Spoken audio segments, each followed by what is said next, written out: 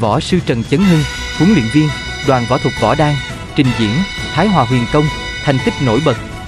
Huấn luyện viên thể dục thể thao, cấp 1 tỉnh Hồ Bắc, huấn luyện viên võ thuật Võ Đan chính thức, vô địch Thái cực quyền Võ Đan, Đại hội Thái cực quyền thế giới lần thứ 4, vô địch Thái cực kiếm cùng giải đấu.